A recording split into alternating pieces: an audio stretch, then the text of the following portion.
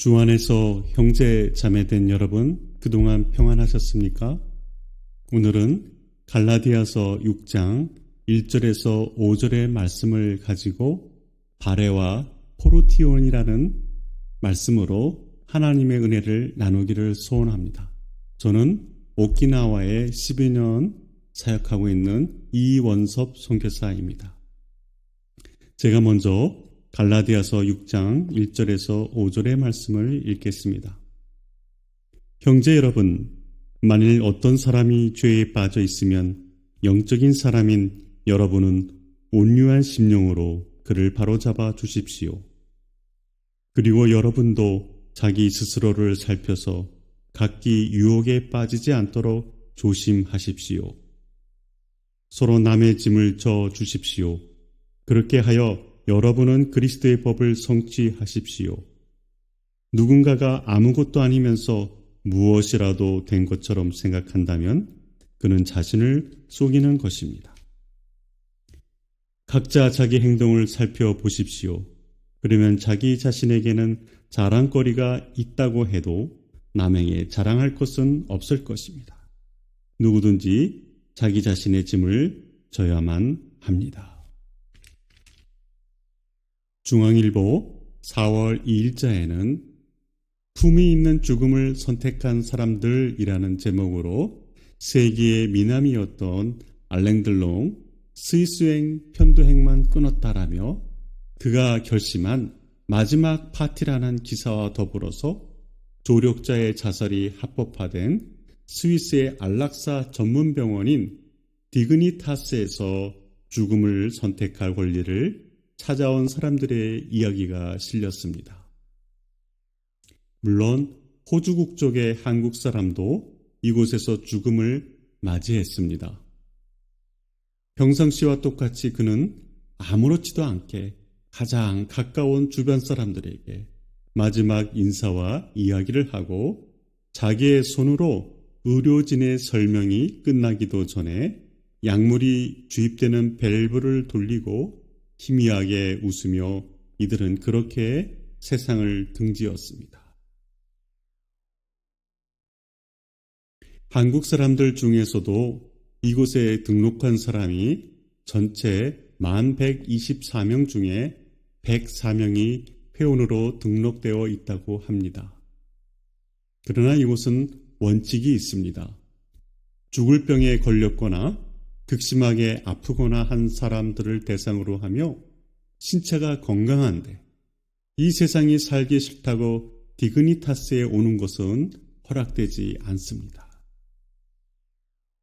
우리는 세상에서 무거운 짐을 지고 또는 가벼운 짐을 지고 살아갑니다. 또 하나의 뉴스는 두 아이를 둔 40대 여성이 전동 자전거로 배달을 하다가 화물차와 충돌해서 그 자리에서 즉사했습니다. 이제 누가 남겨진 그녀의 아이들을 돌보아 주겠습니까? 남겨진 아이들은 엄마의 짐이 되는 것일까요? 아니면 국가적, 사회적 짐이 되는 것일까요?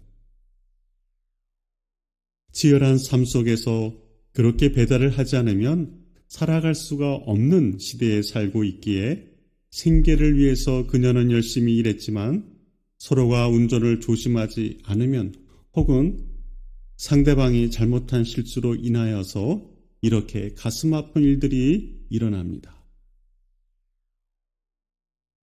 결혼해서 낳은 자녀들이 생활이 어렵다고 부모님들이 너희들은 우리에게 커다란 짐이야 라고 말할 수 있을까요?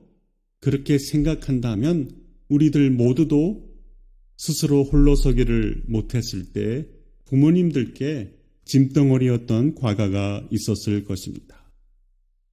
좀 더 확대해서 생각해 본다면 우리 믿음의 사람들도 하나님 앞에서 죄 많은 인간들로서 짐덩어리가 아닐까요? 여러분 스스로 여러분의 죄를 짊어지고 갈 수 있습니까?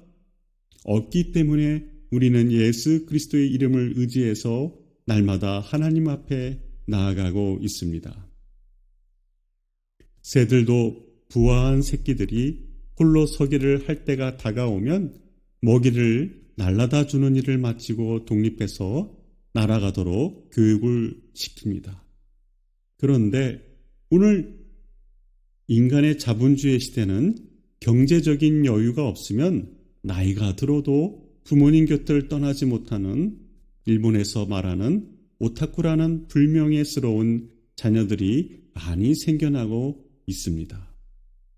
어찌 보면 나이가 들어서 삶을 정리할 때를 기다리고 있는 부모님들에게는 이러한 성장한 자녀들이 짐덩어리처럼 여겨질 것이고, 반대로 경제적으로 활동을 못하는 거동이 불편한 부모님들은 자녀들이 서로 부양하지 않으려고 하는 세태가 되어서 자기들을 낳아주시고 길러주신 부모님들이 짐덩어리가 되어버린 시대에 살고 있지는 않습니까?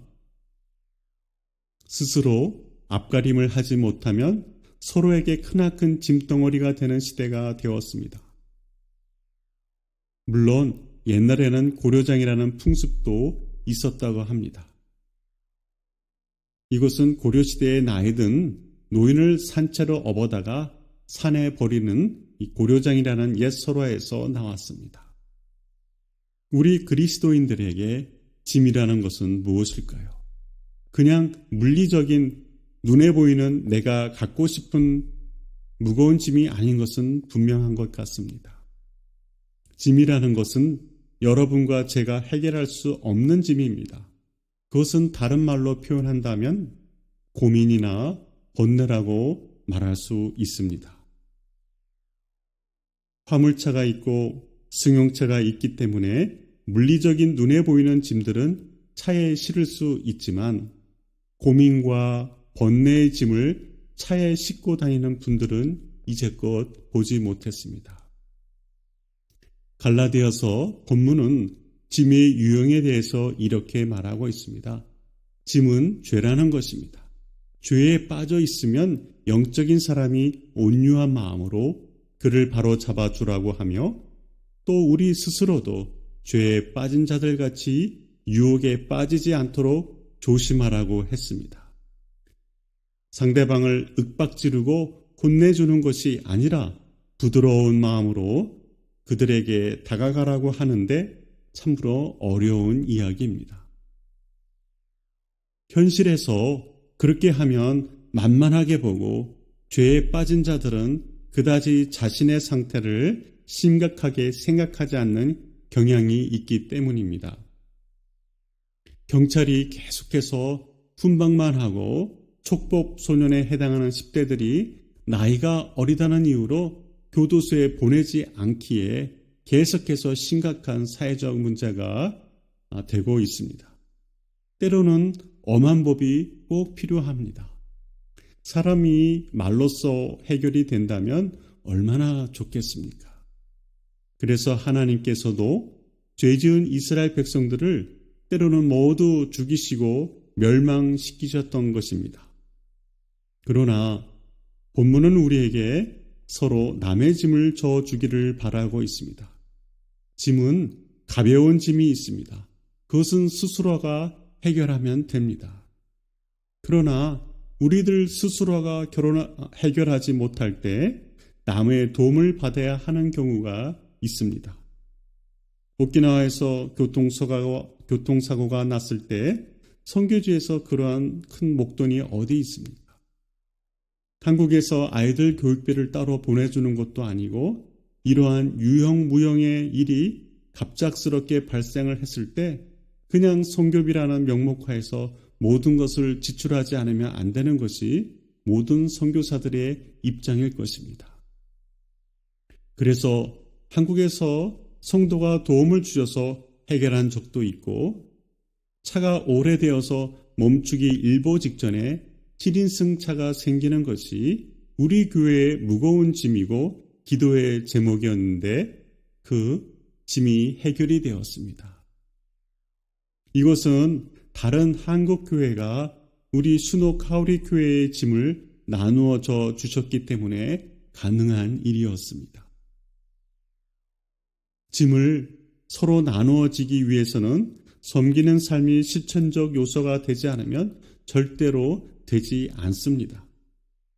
우리 스스로가 죄의 유혹에 빠져서 무거운 짐을 지게 되는 것은 우리 자신이지만 스스로 살피는 것은 주의 깊게 자신을 관찰하고 영적인 사람은 남보다 자신을 겸손하게 돌아보아야 한다는 것이 오늘 본문의 요지입니다. 그래서 골로새서 4장 2절이라든가 누가복음 21장 36절 곳곳에서 기도를 항상 힘쓰고 기도에 감사함으로 깨어 있으라고 기록하고 있습니다. 짐을 나누어 짊어짐에 있어서 성경은 우리들에게 그리스도의 법을 이루라고 했습니다. 그러면 그리스도의 법이 무엇입니까? 율법입니까? 계명입니까? 이런 것도 중요하지만 사랑을 기본으로 하는 예수님의 교훈을 뜻하는 것이며 성령의 열매를 맺는 것이 그리스도의 법을 이루는 것입니다. 우리는 그동안 모세가 하나님으로부터 받은 지킬 수 없는 어렵고 힘들고 무거운 율법에서 벗어나서 율법의 완성이 되신 예수 그리스도를 입으로 시인하는 것을 의로 여기시는 하나님의 구원의 뜻을 따라서 그 짐을 벗어 던지게 되었습니다. 그래서 십자가의 두 강도 중에 한 사람은 예수님의 말씀에 따라서 구원을 받았습니다. 누가복음 23장 43절에 예수께서 이르시되 내가 진실로 네게 이르노니 오늘 네가 나와 함께 낙원에 있으리라 하시니라. 이 강도는 죽음이라는 절대절명의 위기 속에서 무거운 짐을 단번에 벗어 던졌습니다. 그 짐을 십자가에 달리신 예수님께서 대신 지어주신 것입니다. 그런데 짐에는 가벼운 짐과 무거운 짐이 있다고 했습니다. 흔히들 이런 이야기를 합니다. 저 사람은 힘든 일은 하지 않으려고 해. 어쩌면 저렇게 손에 물 묻히는 것을 싫어할까라든가. 성경 공부할 때나 교회 일 할 때는 코빼기도 비치지 않더니 어디 놀러 가자고 하면 1등이야 1등이라는 이야기를 하던가 들어보았을 것입니다. 오키나와에도 이러한 분들이 있습니다. 멋있는 해변으로 바비큐 파티하러 가자고 하면 어디서 전혀 얼굴을 보지 못한 분들도 옵니다. 그리고 주일이 오면 그러한 사람들은 싹 사라지고 없습니다. 때로는 어떤 숨은 목적을 가지고 교회에 오시는 분들도 계십니다. 그 목적이 자기의 짐을 지고 혹은 다른 사람의 무거운 짐을 같이 짊어져 주기 위해서 온다면 얼마나 기쁘겠습니까?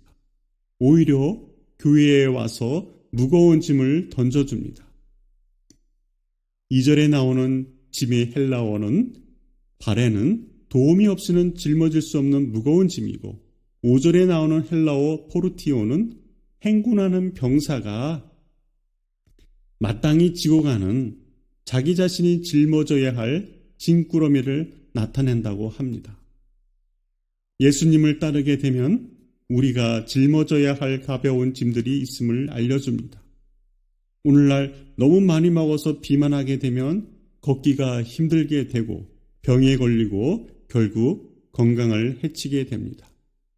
이러한 무거운 짐은 우리에게 필요 없습니다.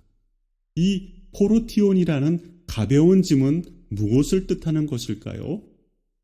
하나님 앞에서 자신의 말과 행동에 대하여 책임을 지는 것을 뜻하는 단어입니다. 어떤 사람들은 말만 무수히 쏟아내놓고 해결하지 못하는 사람들도 있습니다. 혹시 믿음의 사람들인 우리 자신들은 어떤 유형의 짐을 지고 있습니까? 무거운 짐인 바레입니까? 가벼운 짐인 포르티온입니까? 여러분은 어떻습니까? 속이 깊은 사람들은 말 대신 행동으로 묵묵히 합니다. 선교 헌금을 보내시는 분들도 마찬가지입니다. 때로는 은퇴하신 목사님보다도 오히려 전도사님이나 권사 집사님들이 참으로 꾸준히 오랫동안 섬겨 주셔서 저는 그분들에 대해서 깊게 생각합니다. 다른 분들보다 더 신뢰가 가고 정말로 나의 형제자매 같이 느껴집니다. 저만 그렇습니까? 말로는 다 하는 세상에서 이러한 분들은 저의 짐을 소리 없이 나누어서 지고 가시는 귀중한 분들입니다. 그러니 어찌 제게 사랑스럽지 않겠습니까? 업어라도 주고 싶은 마음 간절합니다. 가끔은 우리 자신이 짊어지고 가는 인생의 짐이 벅찰 때가 솔직히 있습니다.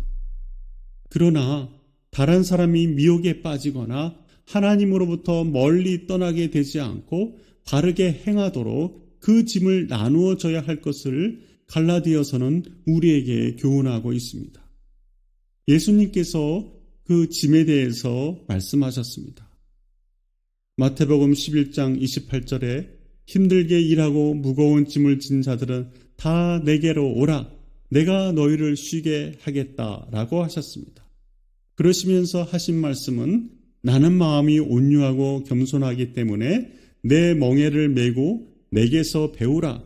그리하면 너희 영혼이 쉼을 얻을 것이다 라고 하셨습니다. 왜냐하면 내 멍에는 매기 쉽고 내 짐은 가볍기 때문이다라고 하셨기 때문입니다.